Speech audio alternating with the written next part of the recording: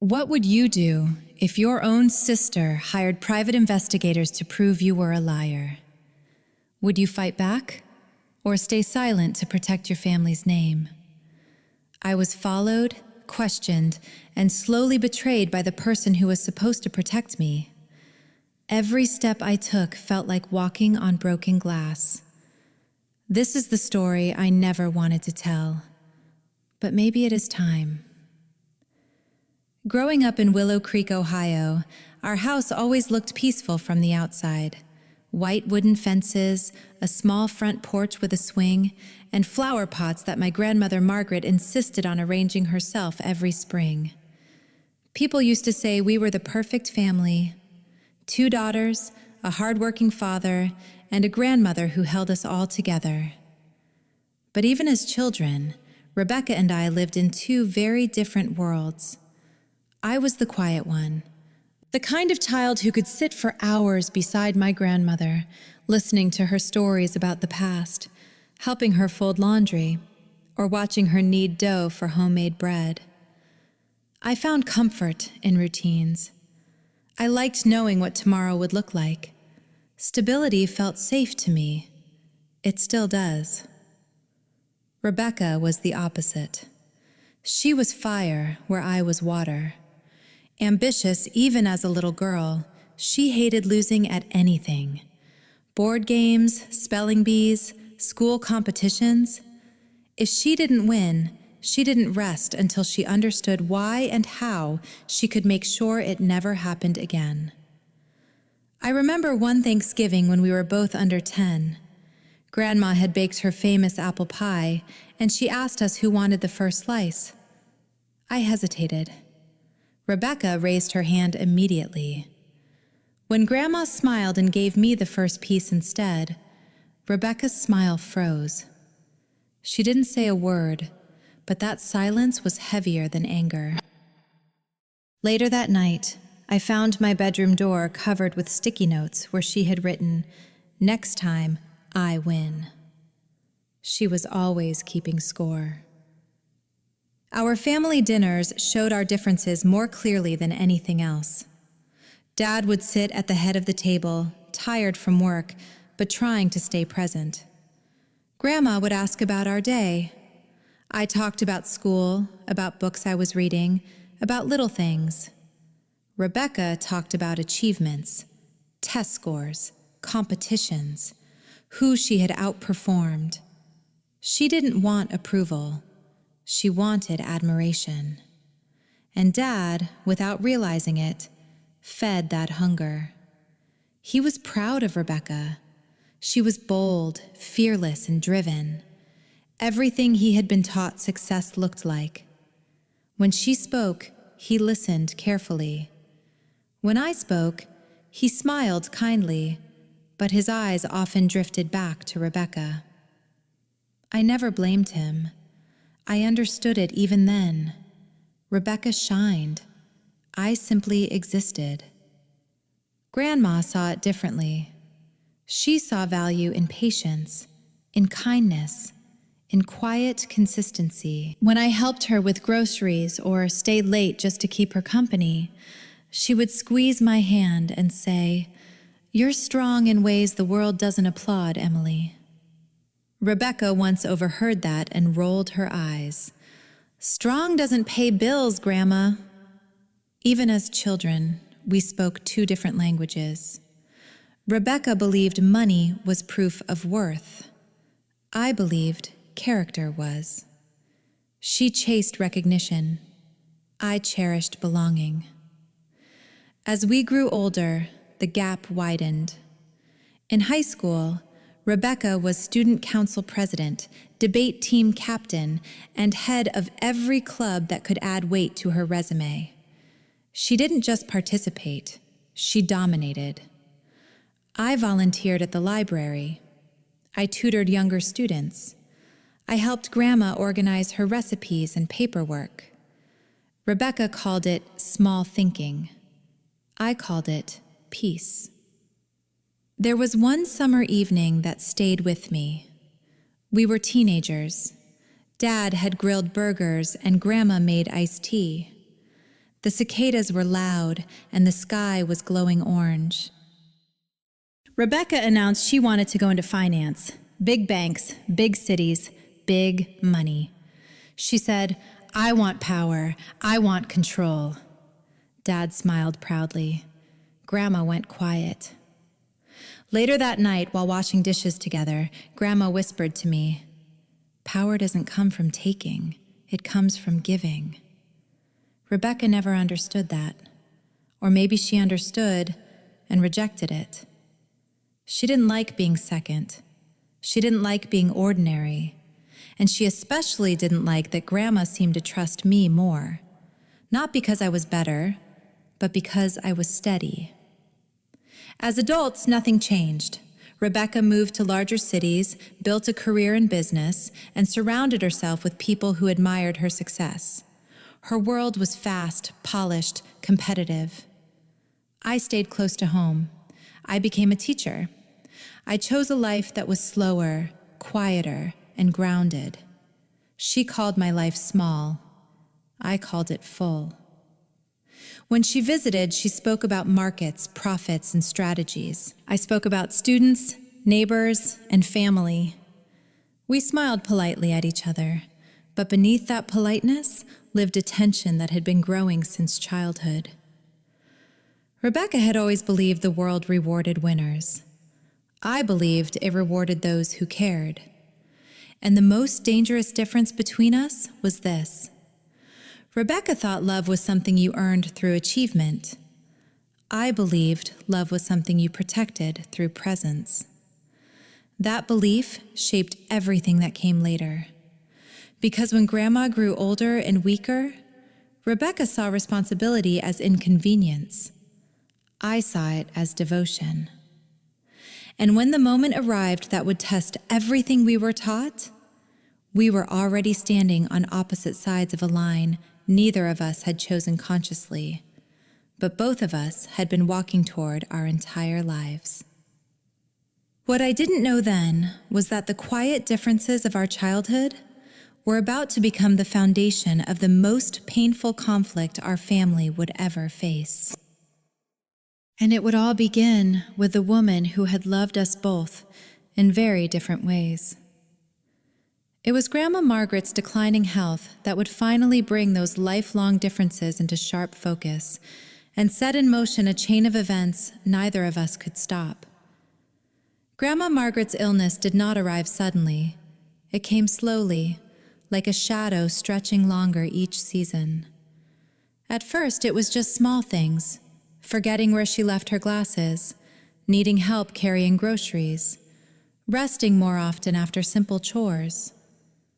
But within a year, her world had narrowed to doctor appointments, medications, and quiet afternoons by the window on Maple Street, where she liked to watch the birds land on the old oak tree. I moved in with her without hesitation. There was never a formal conversation about it. One evening, she said softly, "I don't like sleeping alone anymore." And that was enough. I organized her medicine in weekly boxes, drove her to every appointment, learned how to read her oxygen monitor, and memorized the rhythm of her breathing so I could tell when something was wrong.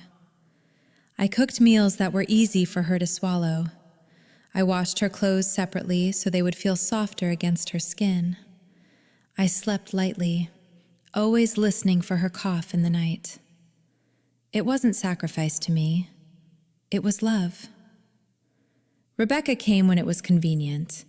She always arrived well-dressed, her hair perfectly styled, her phone in her hand. She brought flowers from the nearest grocery store and placed them where they would be seen first. She stayed just long enough to ask, "Are you comfortable, Grandma?" and wait for praise. She took photos sometimes, not of Grandma resting or smiling quietly, but posed ones. Rebecca sitting beside her, Rebecca holding her hand, Rebecca looking devoted. I used to think maybe I was being unfair. Maybe Rebecca loved Grandma in her own way. But love that needs witnesses always felt different to me. Grandma noticed it too. One afternoon, after Rebecca left, she whispered, "She loves being seen more than she loves being present." I didn't reply. Some truths don't need confirmation. As her condition worsened, Rebecca visited less. Her job was demanding, her schedule was full, her life was important. Mine, she believed, was flexible. When Grandma needed help bathing, I helped. When she couldn't climb the stairs, I moved her bedroom downstairs. When she was scared, I stayed beside her bed and read to her until she slept. Rebecca called once a week, sometimes. She asked about paperwork more than health. Did Grandma sign the updated documents? Are the business accounts still under my management? Did the lawyer send the revised files? Her concern had shape and direction. It pointed toward control.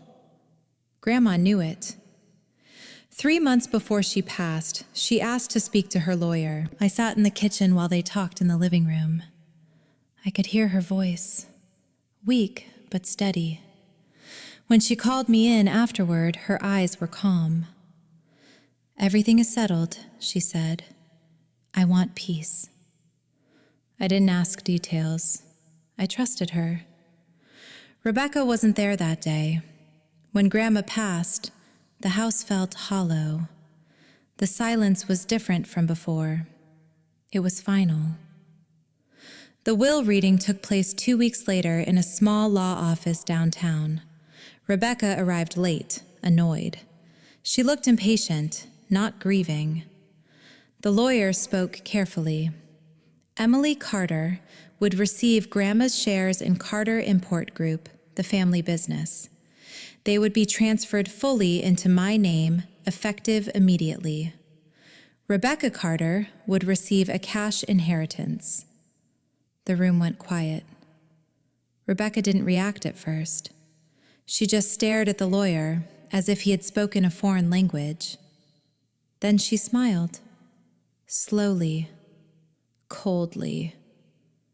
"There's been a mistake." The lawyer shook his head. "No, Miss Carter. Your grandmother was very clear." Her eyes flicked toward me, not in shock, in calculation. She said nothing else, but her jaw tightened, her fingers gripped her purse. Outside in the parking lot, she finally spoke. "You manipulated her." I looked at her, stunned. "I took care of her." Rebecca laughed quietly. "Same thing." That was the moment I understood.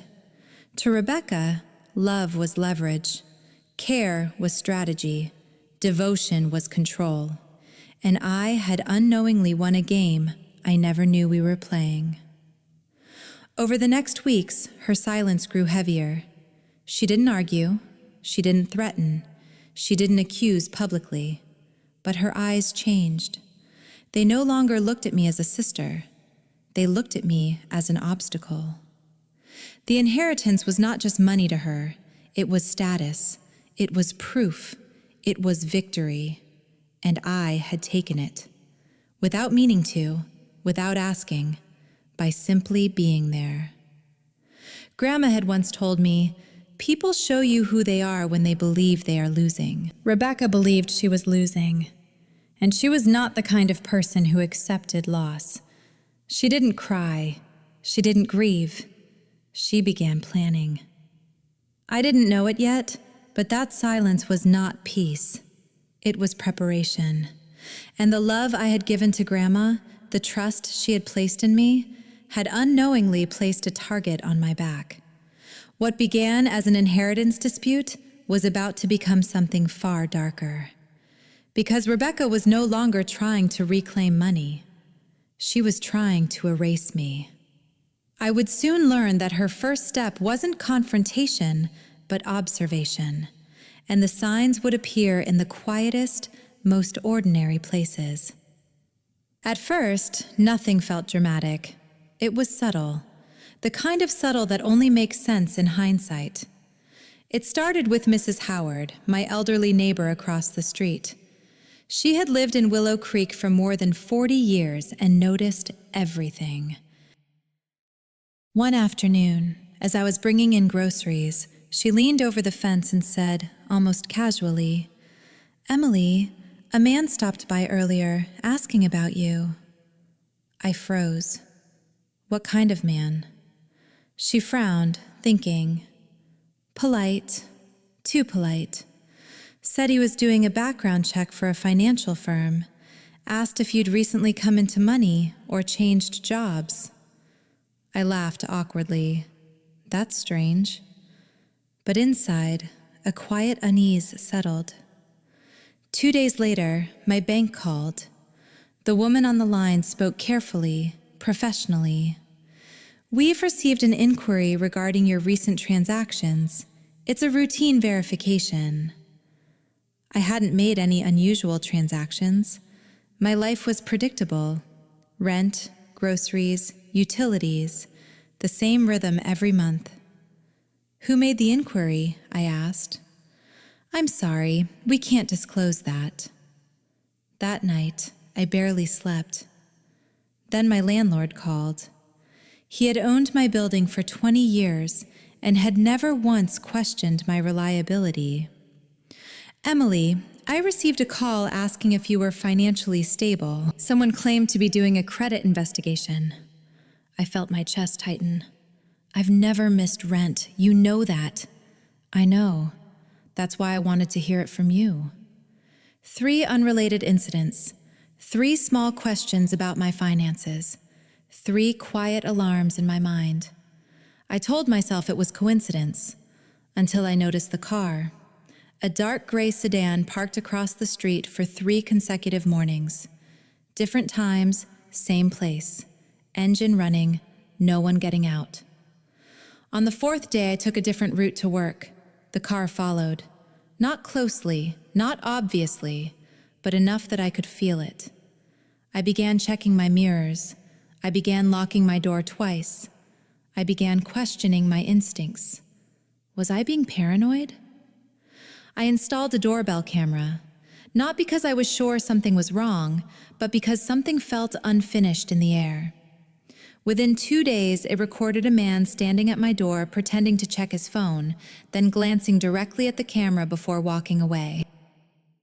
He never knocked. Another night, the camera caught someone taking pictures of my mailbox. I watched the footage in silence, my hands shaking. The idea that someone was watching me, cataloging me, evaluating me, felt violating in a way I couldn't explain. I hadn't done anything wrong, yet I felt like I was on trial. I didn't tell Rebecca, not because I didn't trust her, because the thought that she could be involved felt too heavy to hold. Family doesn't do this.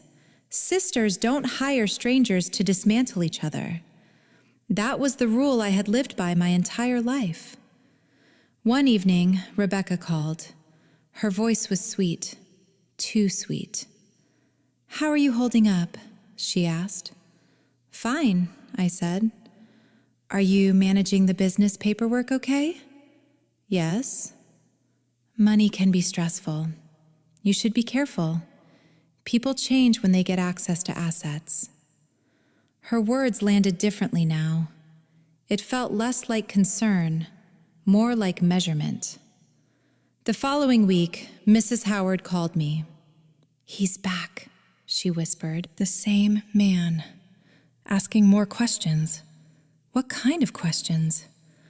"Whether you seemed stable, whether you were emotional, whether you talked about your sister."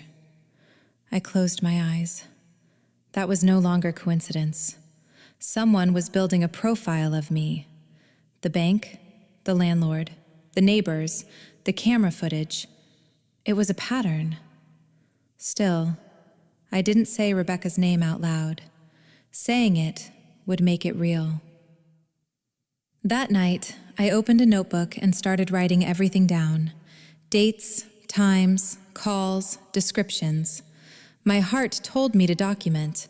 My mind begged me to deny. I wanted to believe that Rebecca was grieving in her own way, that she was distant, not dangerous. But something darker was forming. A week later, a man approached me in the grocery store. He stood too close, asked too many questions. "You seem calm," he said casually. "Do you always handle stress well?" I walked away without answering. That was the moment I knew. This was not curiosity. This was investigation.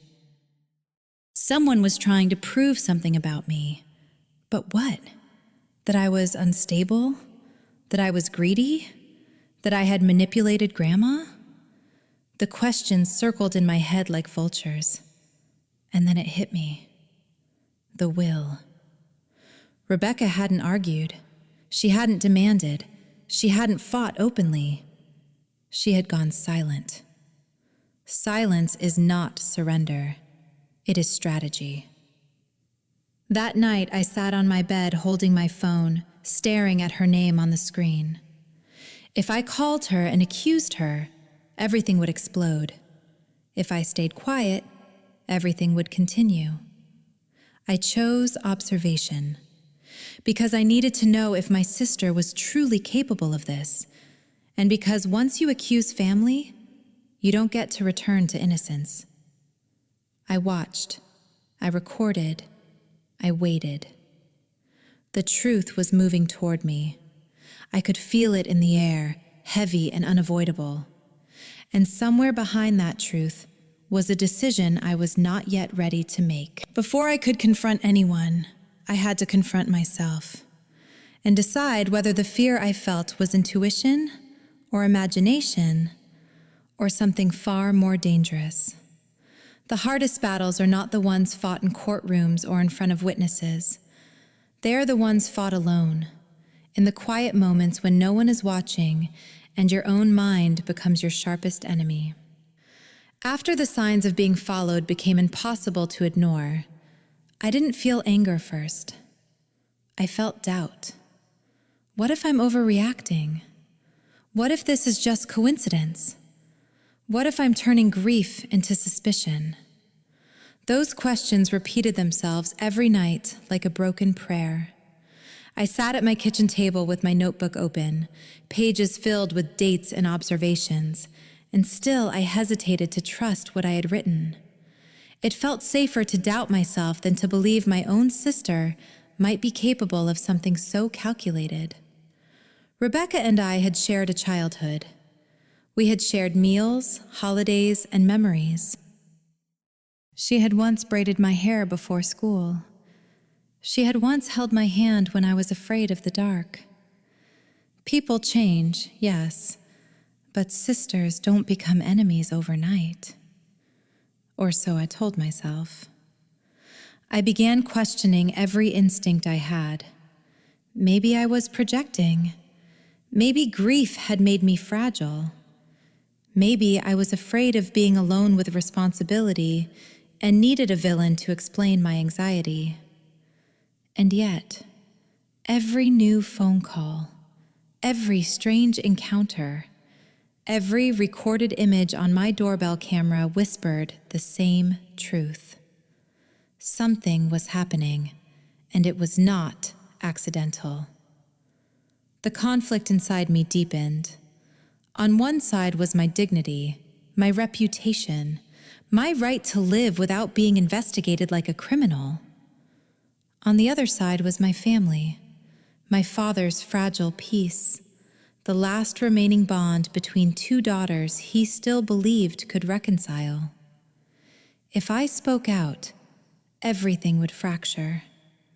If I stayed silent, I would disappear slowly, piece by piece. I remembered something Grandma once told me. Silence is powerful, Emily, but silence can also become consent. That sentence haunted me. There were nights I cried quietly, not because I felt afraid, but because I felt disloyal. Disloyal to the image of sisterhood I had carried all my life. Disloyal to the hope that Rebecca was still capable of choosing love over control. I asked myself, if this is really her, what does that say about us? about our childhood, about our family, about the love I believed we shared. Some wounds cut deeper because they question your entire history. I wanted to protect my name, but I didn't want to destroy my family. I wanted justice, but I feared the cost of truth. There was a night when I almost called Rebecca. I held my phone for nearly an hour. I imagined her denying everything. I imagined her crying. I imagined myself apologizing for doubting her.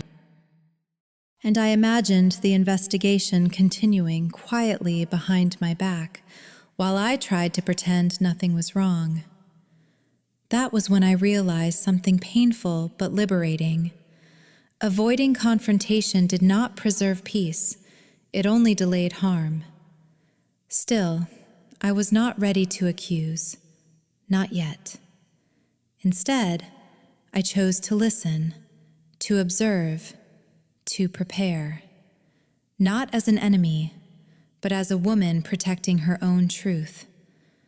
This part of the journey was not about revenge. It was about survival. Many people think strength looks like confrontation, but sometimes strength looks like patience, like restraint, like waiting until your heart is steady enough to face what your eyes already see. In those weeks, I found comfort in small rituals: morning coffee by the window, evening walks, journaling before sleep. I reminded myself that my worth did not depend on Rebecca's approval or anyone else's judgment. If my sister truly believed I was a threat, then my calm would be my shield. If she believed power came from control, then my integrity would be my protection. This was the first moment I began healing. Not because the danger was gone, but because I stopped letting fear define who I was.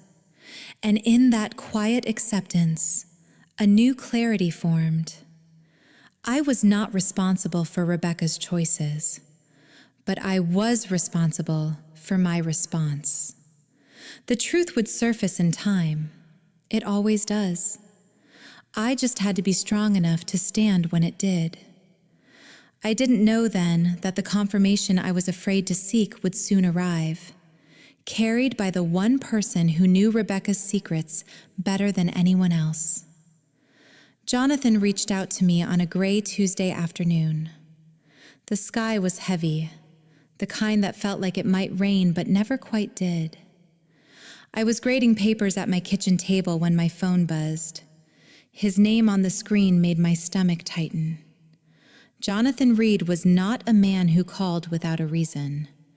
He was cautious by nature, thoughtful, reserved, and deeply private. "Emily," he said quietly when I answered, "I need to talk to you, in person, somewhere neutral." There was something in his voice I had never heard before. Fear. We met at a small diner on the edge of town, the kind with cracked vinyl booths and coffee that tasted stronger than it should. He arrived early, sitting with his back to the wall, scanning the room like someone expecting trouble. He didn't order food. He barely touched his coffee. "I don't know how to say this," he began, rubbing his hands together, "but I can't stay silent anymore." I waited. He leaned forward. "Rebecca is in serious trouble, and so are you." My heart skipped. "What do you mean?" He pulled a folder from his bag. Inside were bank statements, spreadsheets, and printed emails. "Over the past 2 years," he said, "I've noticed irregular transfers from Carter Import Group. At first, I thought they were accounting errors. Then I thought maybe Rebecca had authorized something I didn't know about. But the amounts kept growing, and the destinations became strange." He slid a page toward me. Offshore accounts, shell corporations, transfers in 6-figure increments. "This isn't sloppy bookkeeping," he whispered. "It's systematic." I stared at the documents. Are you saying she's stealing? Jonathan closed his eyes. Yes. My chest tightened, not from shock, but from clarity. The private investigators, he continued, they aren't about you being dishonest. They're about creating a story, a narrative where you are the problem, where you look unstable, where any evidence you uncover can be dismissed. I felt cold. So I'm not the target. No, he said. You're the shield. That word echoed in my mind. Shield. She needs you to look guilty, he said, so she looks innocent. It all made sense now. The questioning, the surveillance, the attempts to paint me as emotionally unstable or financially reckless, not to expose me, but to discredit me. Jonathan leaned back, exhausted. I'm filing for divorce, quietly. I've already frozen what I can, but if this goes public, it becomes federal. Why tell me? I asked. Because you're in danger, he said. Not physically, reputationally, legally, and because you're the only person she can't afford to trust. I felt tears rise, not from fear, but from betrayal so deep it felt ancient. My own sister had turned me into her firewall, a human alibi. I looked at the documents again. How long have you known? Months. I was gathering proof. I didn't want to accuse her without certainty. The irony burned. We had both been collecting truth in silence. Do you know how much? I asked. He hesitated. Over $1 million. The room seemed to tilt. Rebecca hadn't just crossed moral lines. She had erased them. And suddenly, the will made sense, the rage, the obsession, the need to control the narrative. She wasn't angry because she lost money. She was terrified because she had stolen it. And Grandma had known.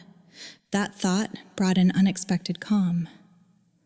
Emily, Jonathan said, you have to be careful. She is not thinking rationally anymore. I nodded slowly. I will be.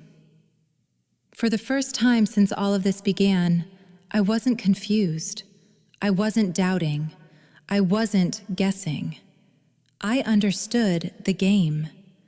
Rebecca wasn't investigating me to uncover truth.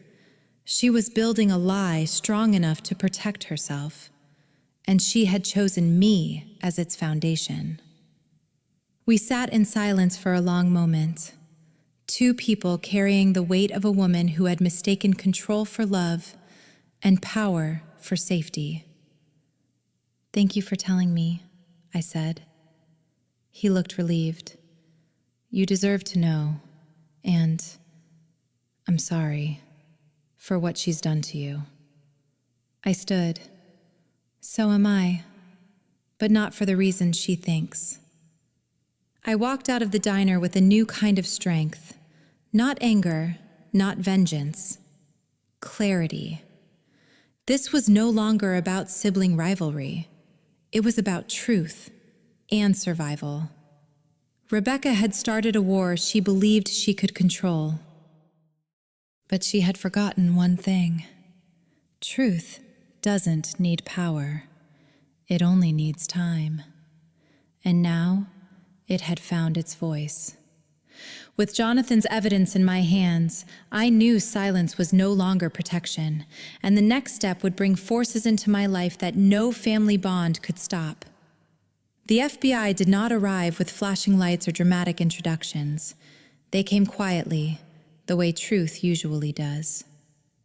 2 days after meeting Jonathan, I received an email from an unfamiliar address. It was short and careful.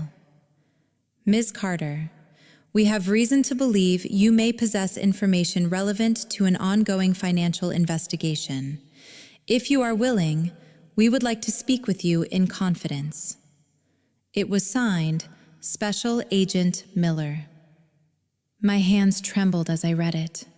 This was no longer speculation, no longer family drama.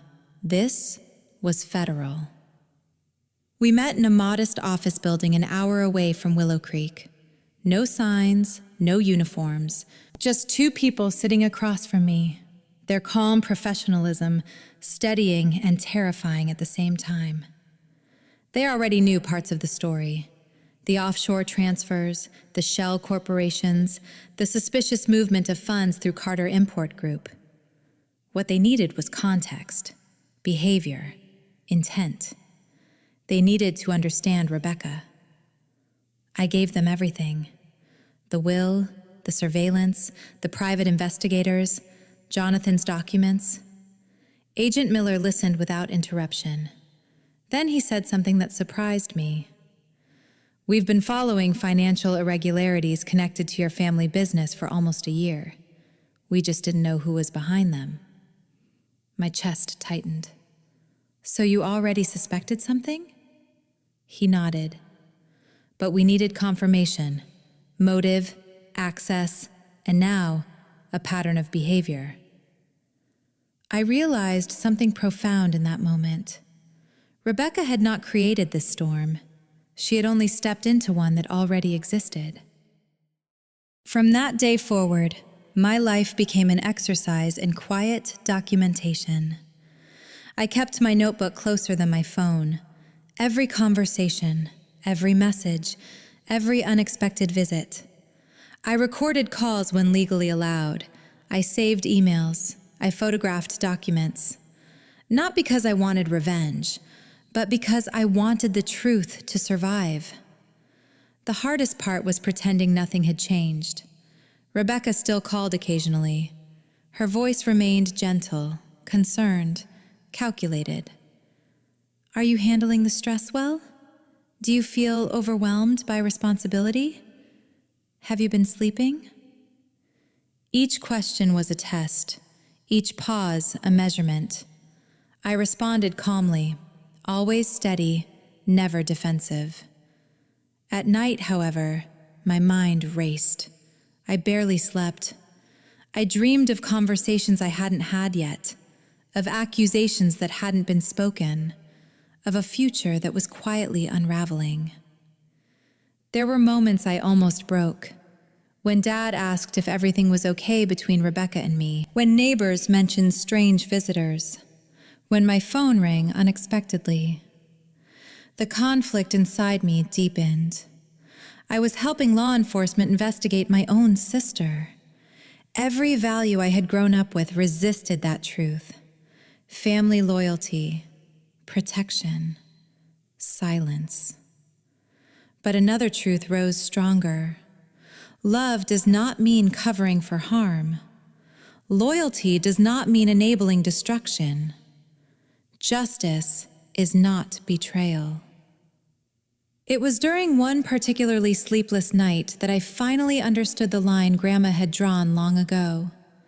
She had loved Rebecca, but she had trusted me. Trust meant responsibility, and responsibility meant acting, even when it hurt.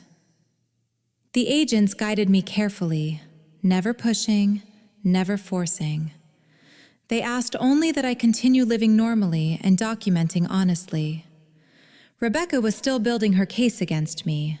They knew that. And they were waiting for her to make a mistake. Because people who believe they are in control become careless. I began noticing subtle shifts in her behavior.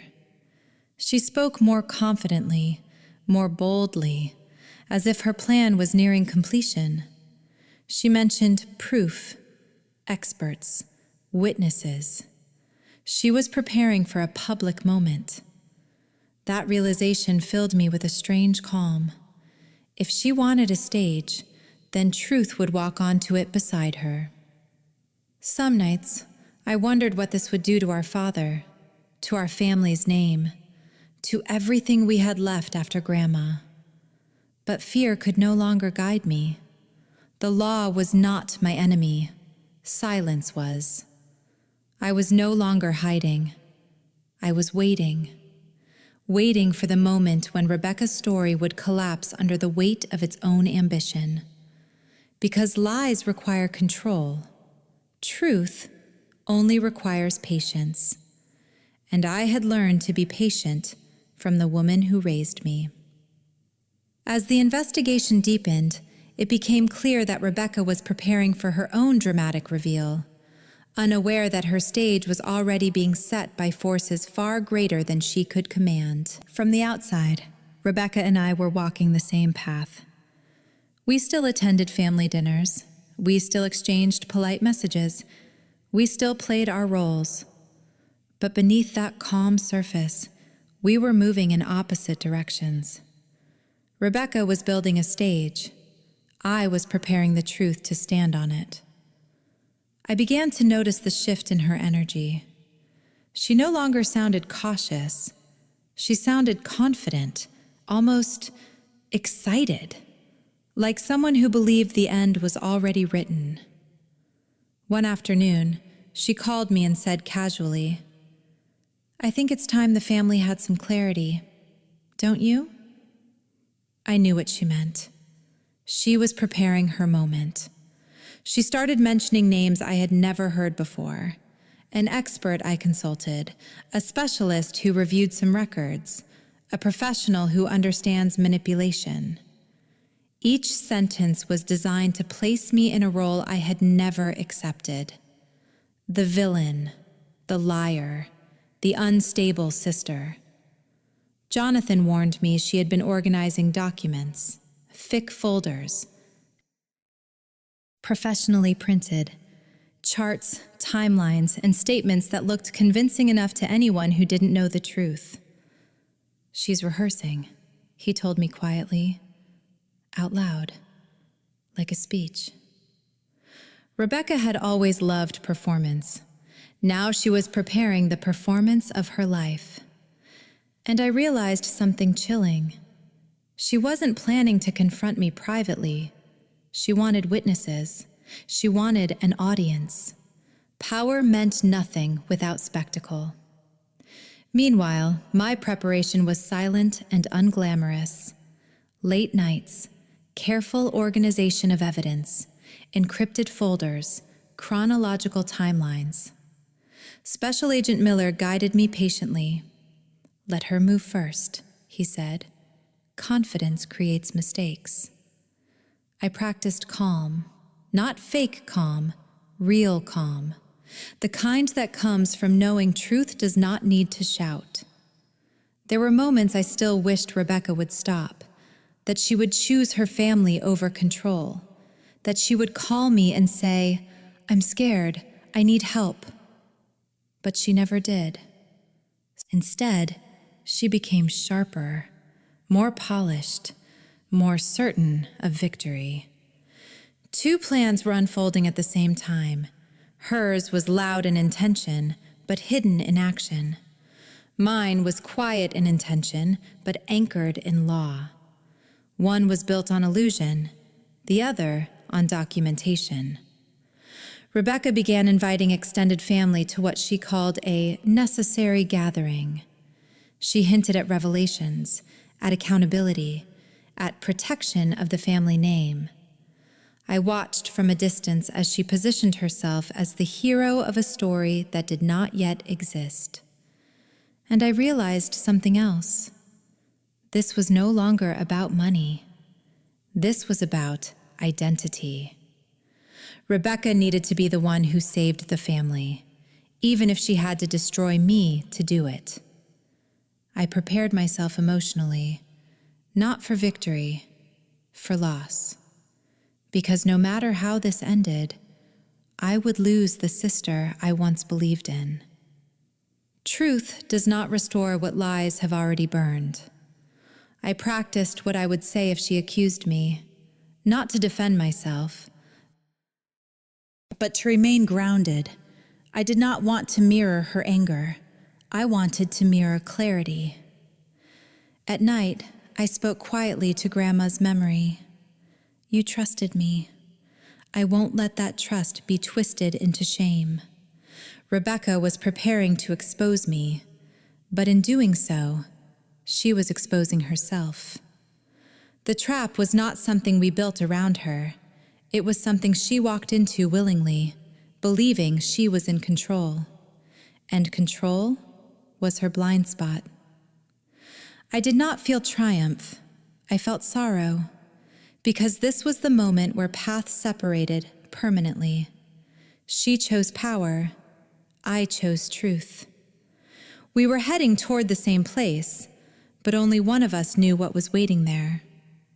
When the day finally arrived, Rebecca would step forward believing she held the ending in her hands, unaware that the story had already chosen a different author. The day of the gathering at Lakeside Garden Venue arrived with a strange stillness in the air. The sky was clear, the lake reflected the afternoon light like polished glass, and everything looked peaceful in a way that felt almost cruel. It was the kind of place chosen for celebrations, for weddings and anniversaries, not for the collapse of a family. Rebecca had insisted the family meet there. A neutral, elegant space, she said, somewhere appropriate for clarity. I arrived early, as planned. Special Agent Miller and his team were already in place, blending in as staff and guests. No badges, no visible authority, just quiet eyes that missed nothing. Rebecca arrived 30 minutes later. She looked composed, confident, dressed as if she were attending a board meeting rather than confronting her own sister. In her hands was a thick leather folder. The weight of it seemed to give her strength. She smiled when she saw me, a practiced smile, the kind that hides intent. The room slowly filled with family members, our father, aunts, uncles, cousins, people who still believed this was about closure and understanding. Rebecca waited until everyone was seated, then she stood. "I appreciate all of you coming," she said smoothly. "This isn't easy, but it's necessary. What I'm about to share is painful, but it's for the protection of our family." She turned toward me, and the room followed her gaze. "I have reason to believe Emily manipulated Grandma during her final months," she said. "Financially, emotionally, legally." A collective breath was drawn. She opened her folder and began distributing copies of documents, bank statements, timelines, expert opinions. "These private investigators have confirmed unusual financial patterns, withdrawals, transfers, behavior consistent with coercion." I didn't move. Rebecca continued, growing stronger with each sentence. "She isolated Grandma, controlled access, influenced decisions, and now she stands to benefit from it." She looked at our father. "I did this to protect you, to protect us." Silence filled the room. Then I stood. "Rebecca," I said calmly, "before we go any further, I'd like to show everyone something." I nodded toward the technician near the wall. The screen behind us lit up. Rebecca frowned. The first image appeared, a transaction log, then another, then a pattern. "This," I said, "is where the money went." Gasps rippled through the room. Offshore accounts, shell corporations, transfers in amounts far beyond anything she had accused me of. Rebecca's face drained of color. "These are Carter Import Group funds," I continued, "moved without authorization. Over $1 million. Jonathan stood from the back. "I've been documenting this for months," he said quietly, "and I've already filed legal separation." Rebecca turned toward him in disbelief. The room began to murmur. I looked at her. "You hired investigators to build a story about me, but you built one about yourself." She shook her head violently. "This is a setup. You planned this." At that moment, Special Agent Miller stepped forward. "Rebecca Carter," he said, displaying his badge, "you are under investigation for wire fraud, embezzlement, and money laundering." The room froze. 2 agents moved beside him. Rebecca backed away. "This is a mistake. Emily manipulated you." But no one was listening anymore. As the handcuffs were placed around her wrists, her composure shattered. "This isn't over," she screamed. "I built everything. I'm the successful one." And then, suddenly, she was quiet.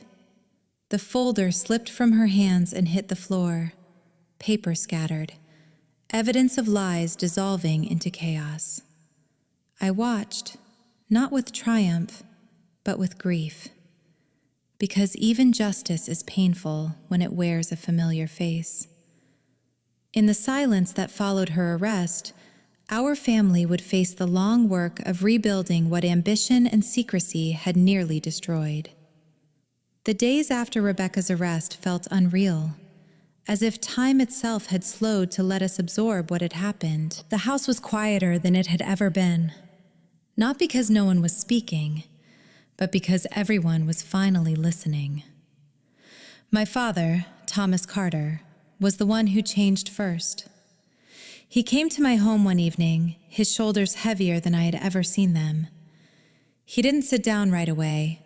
He stood near the door, twisting his hat in his hands, like a man searching for the right words but fearing they might never come. "Emily," he said softly, "I failed you." Those 3 words broke something open in me. Not anger, not blame, just a deep release. He admitted he had always been proud of Rebecca's ambition. He had mistaken her drive for strength, her confidence for integrity.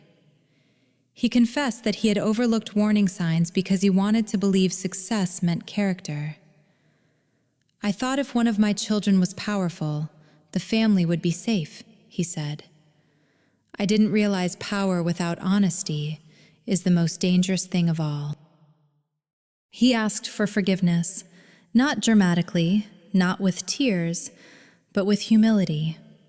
And I gave it to him, not because the pain disappeared, but because healing cannot grow where bitterness is allowed to stay. Our family did not return to what it once was. That version of us no longer existed. But something quieter and more honest began to take its place. We spoke openly now, about money, about control, about silence, about how loyalty should never demand the sacrifice of truth. Jonathan finalized his separation from Rebecca. He sent me a note that simply said, "Thank you for choosing honesty." It gave me permission to do the same. As for me, I felt no triumph, no satisfaction in watching my sister fall. Only a deep sadness for the woman she had become and the choices she had made. Justice does not feel like victory. It feels like responsibility. I returned to simple things: morning walks, teaching, cooking the recipes Grandma had taught me. I took comfort in ordinary life, in its gentle rhythms that no scandal could erase. Sometimes people asked how I felt about Rebecca now. I told them the truth. I hope she finds peace. But peace requires truth, and that journey is hers alone. I had learned something precious through all of this. Strength is not loud. It is not dominance. It is not control. Strength is the courage to remain honest when lying would be easier. It is the ability to forgive without forgetting. It is choosing dignity over destruction. I was not proud of what happened, but I was proud of how I stood within it, and that was enough. With the storm behind us, what remained was a simple, enduring truth about what success, justice, and family truly mean. For a long time, I believed success was something you could measure: a title, a salary, a house, respect that came from appearances. Now I know better. Success is not what you collect. It is what you protect. It is protecting your integrity when no one is watching. It is protecting your compassion when bitterness would be easier. It is protecting the truth, even when the truth costs you comfort. Justice, I learned, is never rushed. It moves slowly, quietly, and often painfully. But when it comes, it does not come to humiliate. It comes to restore balance. Family, too, cannot survive on silence. Love without truth becomes fragile. Loyalty without honesty becomes dangerous. If you are someone who has ever been doubted, ever been made to feel small by someone who claimed to love you, I want you to know this: your worth does not depend on their approval. You are not required to carry another person's darkness to prove your kindness. You are allowed to choose truth. You are allowed to choose peace. And sometimes, choosing yourself is the most loving act you will ever make. This story ends not with revenge, but with quiet hope, and with the reminder that truth, once spoken, always finds its way home.